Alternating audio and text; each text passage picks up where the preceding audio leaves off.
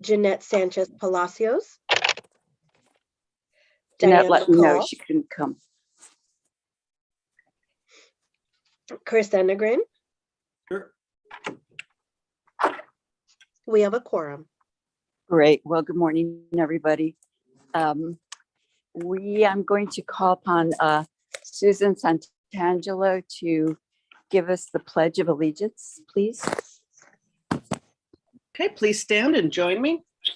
Hand over heart. I pledge allegiance to the flag of the United States of America and to the republic for which it stands, one nation, under God, indivisible, with liberty and justice for all.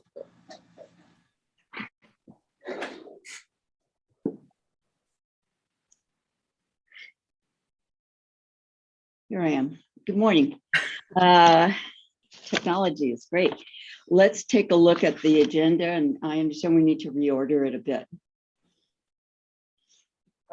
Yes, Chair Ramirez, I would ask if we can move just because of some time constraints. I know you're needing to leave. I'd like to move the Pets for Life presentation up to item B right after the resolution, so that I know that you will hear that because it will impact your community, Mayor Zaragoza. So I want to make you guys that presentation.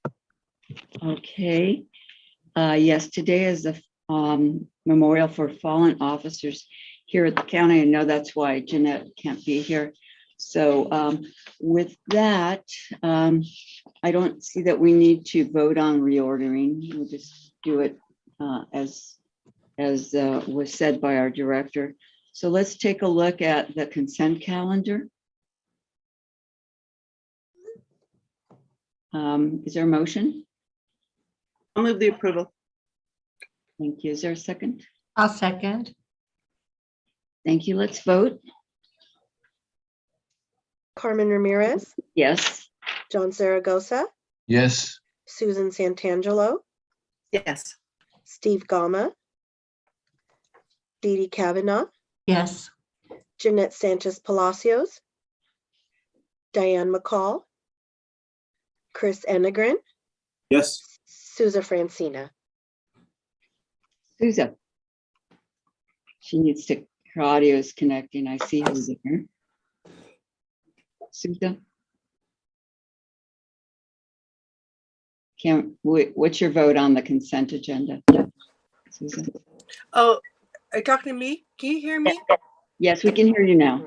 Oh, this has taken me 20 minutes to get in here. I'm so sorry. Yes, I'll vote to consent. Yeah, Thank you. thank you. So we'll go on now to item 6. Recommend presentation. We don't have any presentations, proclamations, or commendations for today. Okay, so we will go on to public comments. We have members of the public who wish to speak. Good morning, Chair Ramirez, members of the public. If you would like to be added to the public comment queue for non-agenda items, please connect now via Zoom. If you are not already connected and wish to make a public comment, please visit vcas.us/VCAS-mission and complete the registration form by clicking on the blue registration button. You'll receive a Zoom login credentials for this Zoom meeting.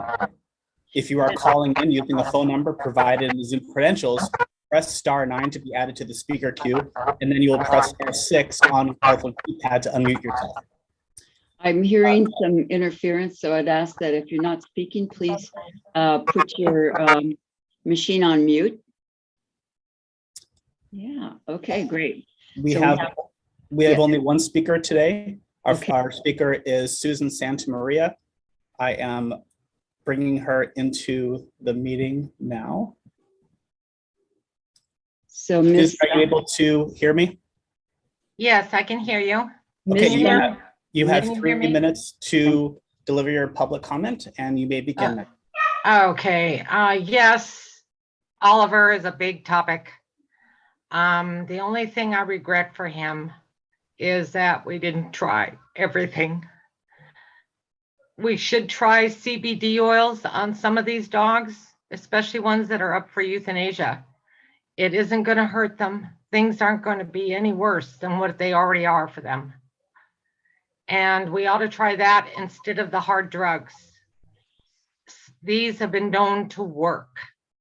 And it's just a thought you might want to put in your arsenal is when these dogs come up for consideration for euthanasia, is try the CBD oils first. See if we can't deter some of what's happening. Also, I'd like to know when these meetings are going to now become public, where the public can come and be face-to-face instead of on Zoom, because everyone seems to be open now in California, and this seems to be the only area that is not open. It's only on Zoom. I also have a thing with the staff members. We have been noticing staff standing around for up to 30 minutes on their phones. And these animals are still sitting in dirty kennels. Feeding has not gone on as it should. And things, some of these dogs in Camarillo, I've noticed that have come in from CINI are going downhill, and they're doing it very quickly. I don't know exactly what's going on, but whatever it is, it needs to stop. We need to get the staff involved in taking out dogs. I have seen a few of the staff taking out dogs during the day, even if it's only for 10 minutes. Just get them out. They're going nuts in their kennels. And we've seen them, some of them have just bloodied themselves. They're going so crazy. And again, instead of the harsh drugs, let's try some of these CBD oils, especially with the Camarillo Air Show coming up this summer. If we can use that as a better way to calm the dogs down than using the harsh drugs, then it might be a big consideration. And they're no more expensive than the harsh drugs we're already using. But they're a lot easier on their systems. I wish you all would consider this. And I do know there's a new law going into effect. I don't know if it already has or not, about every dog getting daily exercise. And I know it's not going to be possible when Camarillo goes up to 100 dogs. That's totally impossible. But we can do a lot better than what we are doing. And it's going to have to be with staff as well. We have to be able to work together. And it seems to us as volunteers that some of the staff just doesn't care. They're only there for a paycheck. You have 15 seconds. All right. Well, thank you very much for your time this morning. Thank you. Any other members of the public who wish to speak? There are none. Okay. All right. Well, let's go on to business items. And Ms. Rose, I'll turn this over to you. Can I ask I know this is not, I know Susan's comments were not on the agenda, but at some point during the meeting, even at the end of the meeting, could they be addressed? And could we know more about Oliver, who's scheduled for euthanasia this morning? Ms. Rose, want to get some brief comments? You're muted.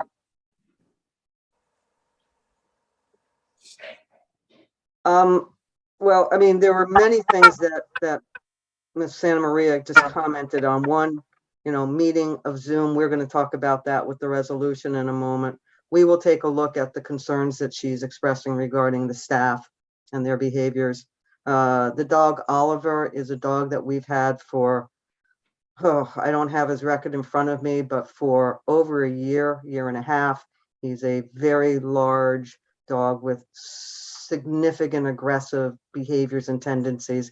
Almost none of the volunteers will walk him, nor will our staff. We did finally have an opportunity to have him adopted into the one and only home that's shown any interest in him in the last year and a half, and he was returned for aggressive behavior, lunging and growling and near misses of severe injuries. So we have decided that we will be letting Oliver go. So that's the Oliver story. As I said, the rest of the issues that Susan brought up, we will take a look at. Thank you. Sure. Thank you for that response. Let's go on to your report, Director Rose. All right. The first point of business is the quarterly resolution. Again, we've been doing this at every meeting as we're piggybacking on the resolution from the county for the Board of Supervisors. I know that the county has gone to a hybrid model for the meetings. At this moment, we are still looking at doing a Zoom while we're under the emergency state with the governor's status. So we are asking for the resolution to be signed again. If if that condition is lifted prior to our next meeting in August, then we will go back to a in-person live meeting. So just asking for that resolution to be. As to that, I would suggest that just as we're doing with supervisors, we do a hybrid, because it does allow the public to comment. And we are being told, and I do know many, actually know about 10 people right now who have COVID, and hopefully a mild case, but it's out there and we need to keep our options open. Yes, and Chair, if I can speak to that, we agree, and we're just lamenting about how much easier it would be if we didn't have to do this from a technology standpoint because of all the potential glitches. Our concern is, as you know, the space that we utilize to hold these meetings is very small. And so from a social distancing standpoint, we don't have real options there to socially distance. The second part is we don't have the equipment to do, honestly, a hybrid model well. We have one camera that would not be able to show everyone sitting around a table. We just don't have that kind of setup. And so I would request that we continue to utilize this model until we can go to an in-person model as approved by the governor's office. Yeah, okay, I hear you, that's reasonable. So any other questions from the board about this, or the commission members? Susan Santangelo? I just wanted to add that this is not the only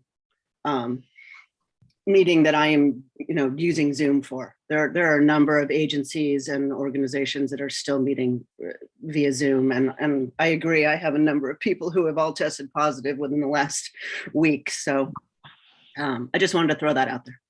Thank you. Yes, the Airport Authority meeting tonight, which Commissioner Santangelo is on, is also meeting hybrid and not hybrid, on Zoom. So luckily we have this. Anyway, let's go forward. And is there a motion to approve that resolution? I'll move, Chair. Thank you, Ms. Kavanaugh. Is there a second? I see Commissioner Zaragoza's raised his hand. Second. Thank you. Let's vote. Carmen Ramirez, Yes. John Zaragoza, Yes. Susan Santangelo, Yes. Stephen Gama, Dee Dee Kavanaugh, Yes. Jeanette Sanchez Palacios, Diane McCall, Chris Enegren, Souza Francina. Yes. Okay. Did we get the vote? We got the vote. Okay. So the next item, Director Rose. that you- Yes. Yes, thank you so much, Chair. I am really excited to do a presentation for you all. I'm going to kind of talk while I'm getting this set up with all the technology as we just talked about. So bear with me. I need to share my screen. There we go. I'm sure you can't see that. I'm sorry. Such a challenge when you have three.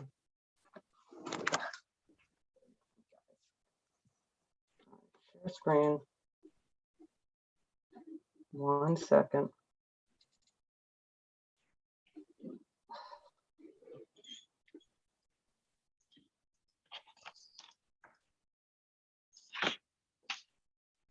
Okay. Can you, I'm sorry, my struggling. My computer is glitching on me, so I may have to do it. You may have to see the slides on the side, and I apologize for that. Just another reason why we'd like to do these in person. All right, here we go. I'm gonna do the best I can with this. Can you see that screen? Yes. Okay, I apologize. I'm gonna have to show this to you with the slide deck on the side. I just can't get it. That works. But we're gonna go here. So I am extremely excited to share about this very new project that we have happening with Ventura County. Let me get to the, oops, this is definitely glitchy today. All right. So we have been awarded a grant that we did as a partnership with the Humane Society of the United States, with funding coming from the Ventura County Community Foundation. We started working with HSUS, and we completed a comprehensive assessment here in our jurisdiction within Ventura. We started looking at 5-year data and did GIS mapping to really determine where we see some of the greatest needs for support for pet owners in our community. And what we were looking at, we looked at everything from data that came from intake data to outgoing data to field service data. We worked really closely with Oxnard PD so we could pull their field services data. And not surprising to all of us, we recognize that Oxnard is an area that has a high concentration of population, a high concentration of animals, and a high concentration in various areas of some underserved communities. So we wrote a grant looking to help support the pet owners in the jurisdiction of Oxnard. And we were awarded a multi-year grant. This grant will be approximately about $250,000 per year for a minimum 3-year period. We have a 3-year commitment for this. And we have a recognized agreement that if the program is successful, VCCF will most likely continue to fund this for another 2 to 3 years to continue to help us keep this model going. So that's a little bit of background about it. From this, we will be hiring 1 full-time staff member to be our Pets for Life coordinator, and then help to pay for the services that are related to this program. The program that I'm talking about is called Pets for Life, and this is a model that HSUS designed, I believe it was about 2010. They originally designed this. And it is really driven by a social justice and equity model. We recognize that there are many people who have animals in their families, but they also have limited means and limited resources. And lack of financial funding and financial status in our society does not mean that someone cannot be a fabulous pet parent. We know that. So this model is really designed to help them with things they may need: veterinary care, food for their pets, pet supplies. HSUS started this model in Philadelphia, and they have what they call 2 core markets, which is where HSUS fully funds the program, all the staff, all the supplies, everything related. They started in Philadelphia in 2010, and then they expanded to have another core market here in LA in 2014. But since that time, they've also expanded to what they call mentorship sites or locations around the country, where they're not funding the services or the positions, but they are providing mentorship, guidance, use of their database, and really helping to roll the model out. So they right now have 38 mentorship sites around the country, and I am happy to report that we will become the 39th. So we are incredibly excited to partner with them. I think it's a real feather in our cap for Ventura County to be able to bring a national model like this to our community. And I want to show just a quick video, which just kind of highlights what this program is. So let me get this running, and I'm gonna hope you all can hear that. Everybody knows he was on the street. We wanted him. I don't care. I said we have to pay whatever we have to pay. and we're gonna get him back. I will follow you out of the Vamos a llegar ahí en unos 15 minutos, ¿está bien? Muy bien. I will promise to protect you from harm. Rafaela has 5 dogs. Now we want to fix 3 of them. Todo va a ser completamente gratis. Okay? She needs our help. Trust in me and I'll trust in you. Ready for the surgery? Shine on bright star. No love, That's pretty bad skin infection. We have a fever as well. no, there's always hope. No, you're not alone. I will treat Gordo as if he's my dog. I promise we'll take good care of him. Almost 100% signups. We get that every day. Oh my God, this is my favorite part when I say it's gonna be free. So really, yeah, it's gonna be free. God bless you. There's a lot of people around here that can use help. Okay, let them know we're in town. I'm very proud of the fact that we do get to service the residents here because they do love their pets. We've had people who have been waiting in line for probably 3 hours just to get 2 vaccines. So they really are dedicated to their animals, and I'm just really happy that we're able to provide them with adequate veterinary care. When you start to get outside of the shelter walls and bring the services to the clients, that's when we start to see a 78% spay-neuter conversion rate in our Pets for Life communities. All we did is like wanted the dog. We didn't have no money, and you help us in everything, you know. And after what happened, I was like crying inside, and I was like, great, good. Shine on bright star. Sometimes I get jealous because he used to only hug me. No, there's always hope. No, you're not alone. Sugar lived in the street, and this family adopted her to save her life. We love Sugar!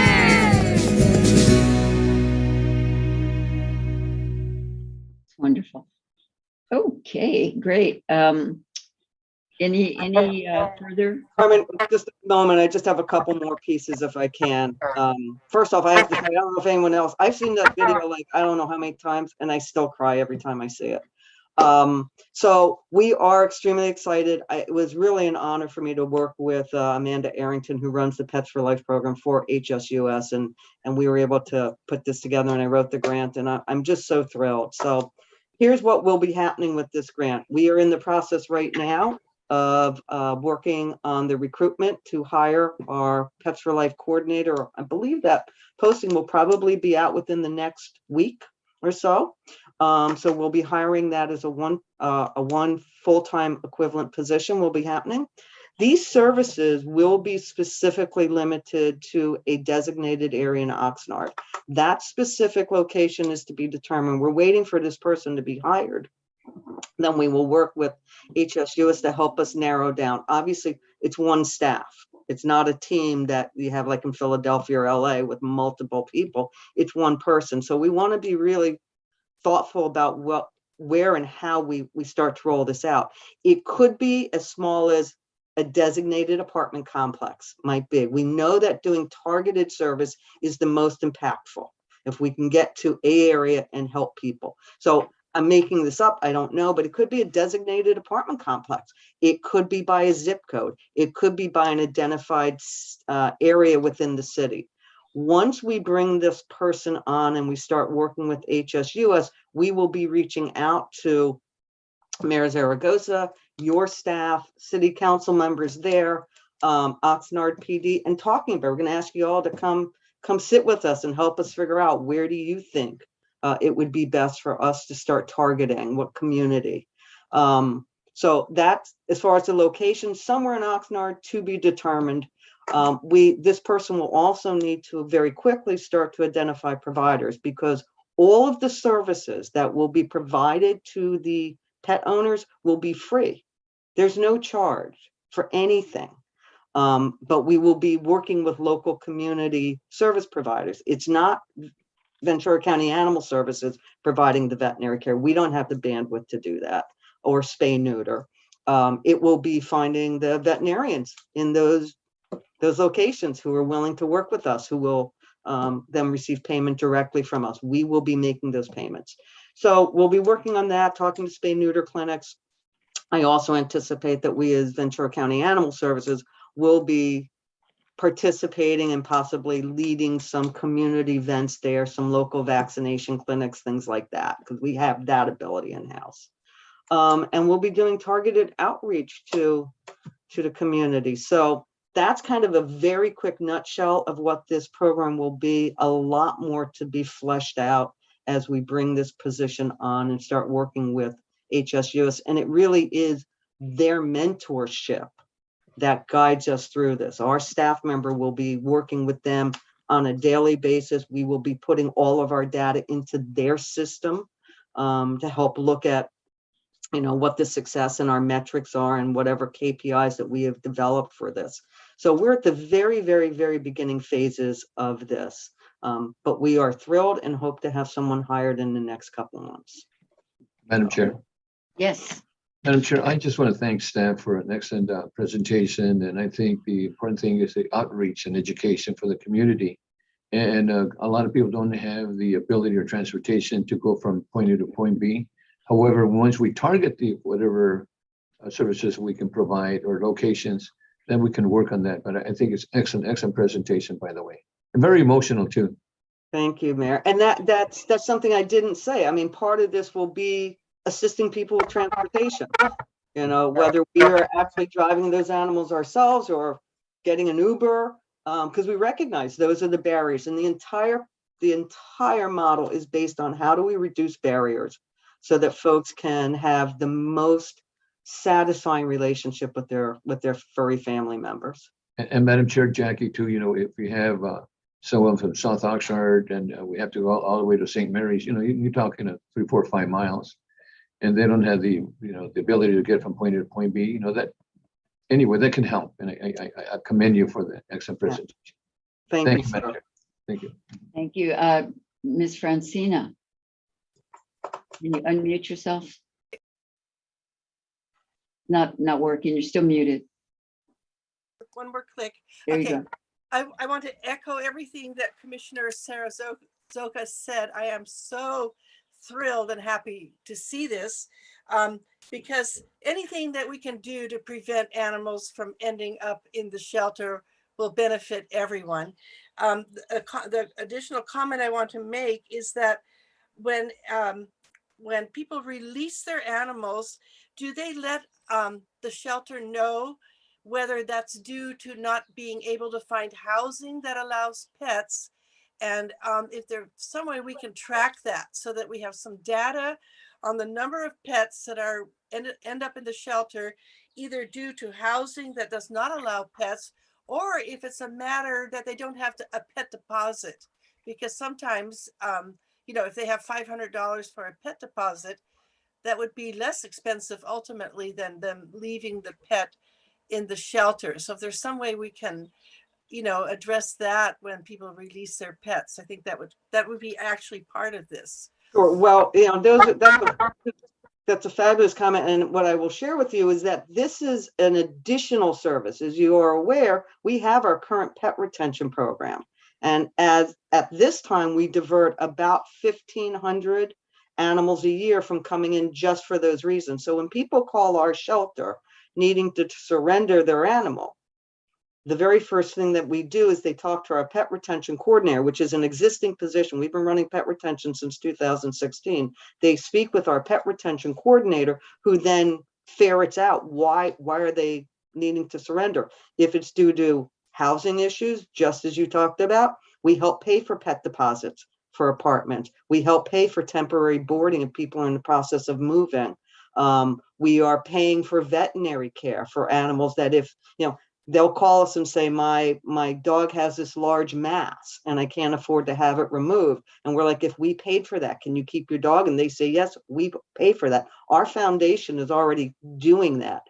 That work is primarily for people who are calling us in need of surrendering their animals. So that we do. What's nice about this is for people who are not looking for a service. They're not looking to surrender. This is going to be a very grassroots program. This pet for a life coordinator, one of their jobs, along with volunteers, will be knocking on doors and saying, hey, do you have any animals?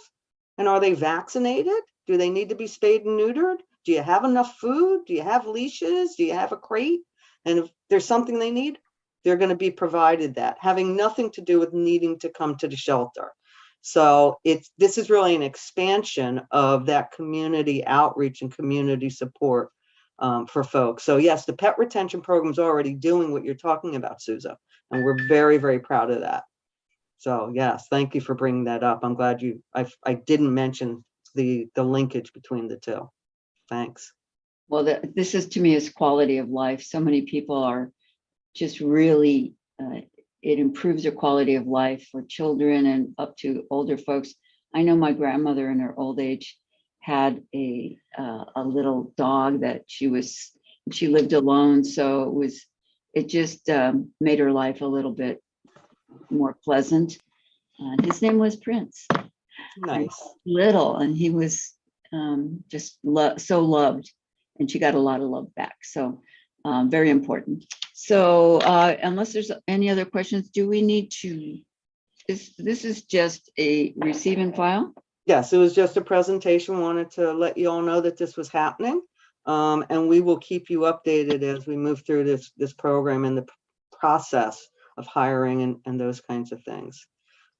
So yes, that's all there was for that. And again, we're so excited. You know, this is a highly competitive process to work with HSUS for this project, and the fact that they see the work that we all are doing here as a community to support our animals was really fantastic. And again, these funds are coming from the Ventura County Community Foundation. They're not HSUS dollars. It is VCCF funds that is taking care of this. So for all of you who have a connection to Vanessa and VCCF, please thank them. I will. I'm a former board member. Okay, so let's go on to the next item. All right, the next item would be just a quick update on the new shelter planning process. And I am happy to report, if it hasn't been completed, it's within the next week or so, getting the final contract signed with the architects that we are bringing in. So we are just at the starting point, if you will. We will be setting up meetings with the architects, I'm thinking within the next few weeks, to start talking about the process to bring them in, for them to look at our site, meet with our team, meet with the architects of our county, but also start talking about the community involvement component for some focus groups and input meetings, stakeholder group meetings. So that will be happening. I will keep you all informed, but the good news is the contract is sitting in the final stages for execution. So we should be moving along pretty quickly, and I anticipate by our next meeting in August, I will have an update about the work that has begun. Sounds good. Any questions from the commissioners? Thank you. And this is going to be state-of-the-art planning, right?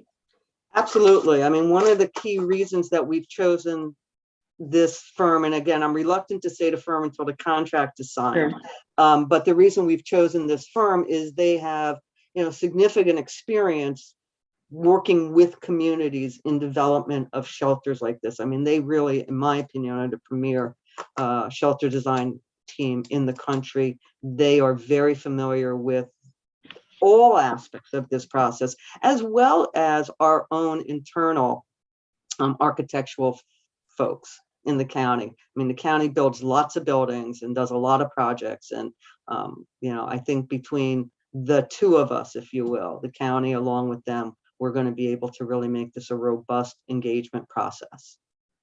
Commissioner Zaragoza. Madam Chair, Jackie, I know that the county has been working on the replacement of the animal facility there. I know it's been taking a long time. What is the timeline for, and I probably asked you that the last time, too. By the time we get the architect and the contract and so forth, what are we looking for time-wise? Yeah, well, so that's a great question, Mayor. So what this is, this first phase, which is funded by the CEO's office, is phase one. And this is simply the design phase. What we're attempting to get from this component is some schematic drawings, architectural recommendations of how we will go ahead and build on this property. Remember, we are going to be staying at our current location. So it's not only the building of a facility, but it's the integration of a renovation build all at the same time. So that's what this first piece is with the price tag. And that's the big piece. What is this going to cost? Once we have that, then we'll start going to phase two, which will then be the conversation about how are we going to fund the construction of this facility. It's my understanding that this first phase, we're hoping once we get started with them, that we're probably about 6 months to get through this part of the first phase. But it's much needed because I know that the facility is very old and outdated and so forth. So. It is. It was built in 1985, and as we've talked about many times, it was not built to be a life-saving organization. It was built to be a if you will, a holding facility. Thank you, Madam Chair. Thank you. Thank you. Any other commissioner questions? I don't see any hands up. So let's move on to next item, director's report. All right. Fairly short director's report for everyone. Just a couple updates regarding a grant that we did receive. We had requested last year and had received, and then we requested again this year, and we're fortunate enough to be awarded again. We've received $7,500 this year from CDFA to provide support for spay neuter for owned pets. So we will be partnering again with Simi Valley Mobile Clinic. I always get the name wrong. We'll be partnering with them, and folks will be able to have their private animals, owned pets, spayed and neutered at no cost at their clinic through this funding. So that will be starting very soon. So we're really excited about that. I did just want to give a little bit of some updates on some physical improvements we have been making to our property.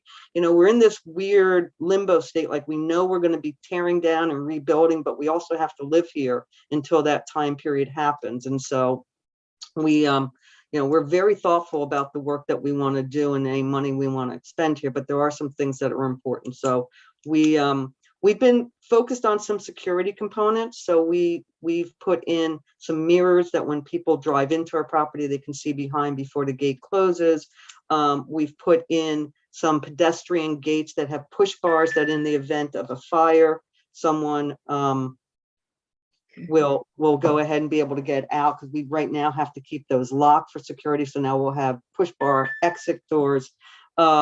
We put in a brand new roll up door in our Sally port so officers can pull in, especially at night when they're the only one there, responding to an emergency, picking up an animal. They can come in and roll that door down and have security. If you come by our property, you'll start to see some privacy fence shading put up, shade cloth, so that again, we're just trying to do some additional things for security. So just want to let you know, if you come by, you see some of those changes, that's what that is about. In regards to staffing, I think I've mentioned this before, we are still trying to fill our open veterinarian position. We have not had any luck. This position has been posted since January. We have not had a single interview for this, but we're in the same boat as everybody else. I mean, shelters and practices across the country are struggling to find veterinarians, but I did just want to keep you updated. We have our 2 full-time veterinarians. One is our managing vet, and then an associate vet. They're full-time with us. We have this 3rd position that was approved by our Board of Supervisors, but we've not yet been able to fill it. So I just was giving just an update on that. Tremendous shortage of veterinarians all over the country. Right? We have all been aware of this for the last several years, but right now it's estimated that there's over 3,000 veterinarian open positions around the country, and over 300 in the state of California. So it's the problem, to be very honest, is that, you know, we have a total, I believe it's 34 veterinary schools in the country. And if they turn out 100, 150 students a year who are now, you know, doctors, it's just not a whole lot to cover that delta. Veterinary services have become, you know, in high demand. We all care about our pets, and there's a greater need, and it's a supply demand issue. Veterinarians, in all honesty, have also, which I believe they should, they've been focused on work-life balance. And they don't want to work 80, 90 hours a week. And with the corporate companies like the Banfield and VCAs coming in, they're offering better hours, but it's also requiring more vets to cover the services that they need. And I will also just put out that, you know, unfortunately, veterinarians have surpassed dentists as the highest rate of suicide per industry. So there's a lot of factors that are contributing to this.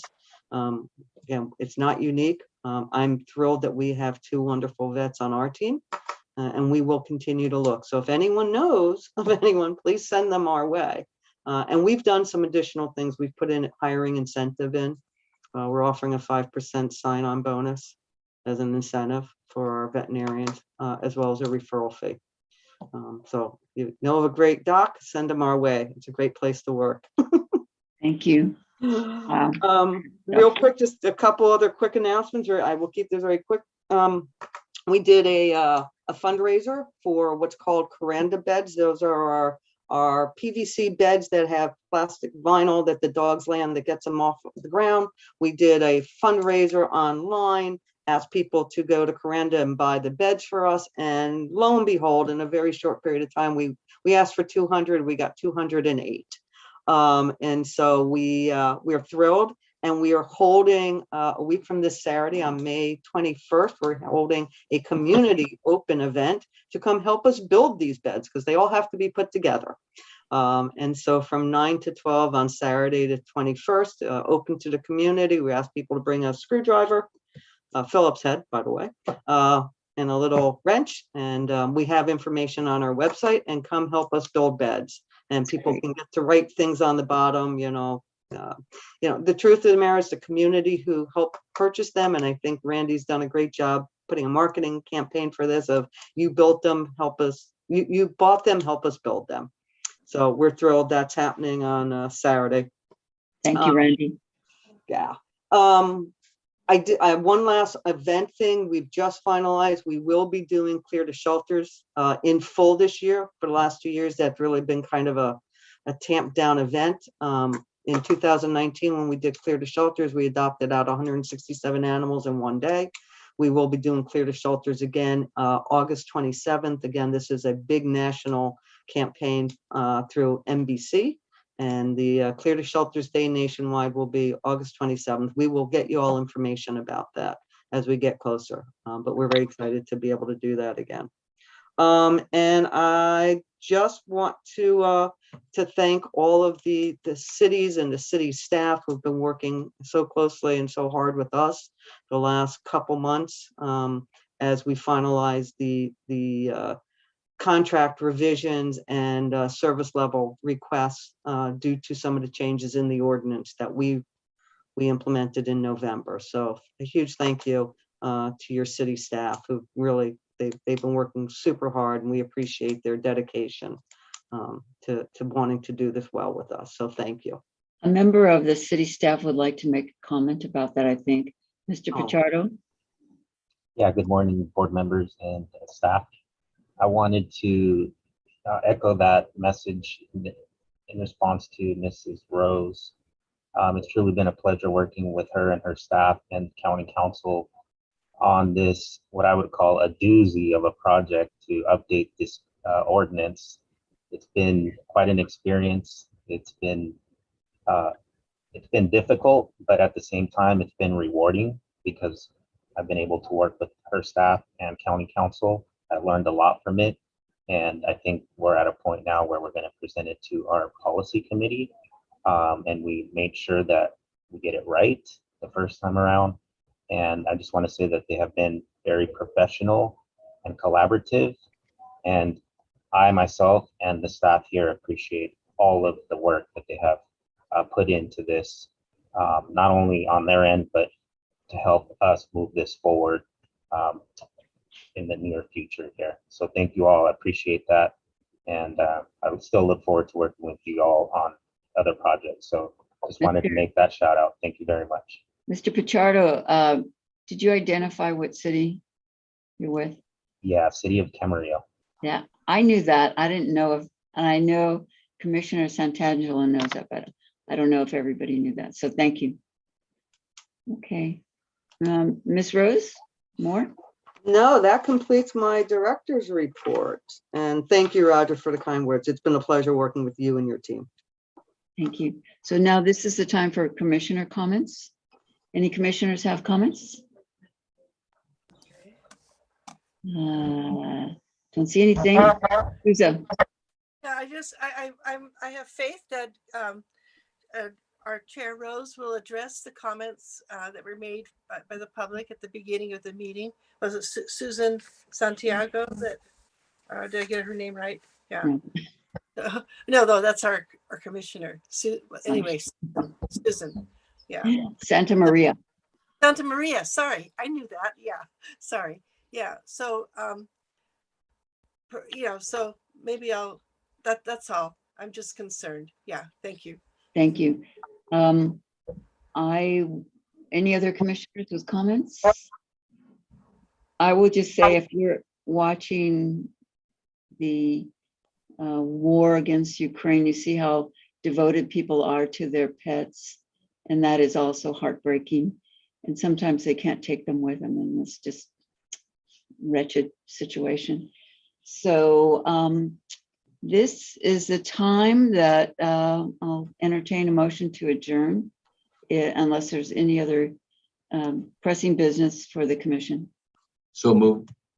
Well, thank you, Commissioner and Mayor Zaragoza.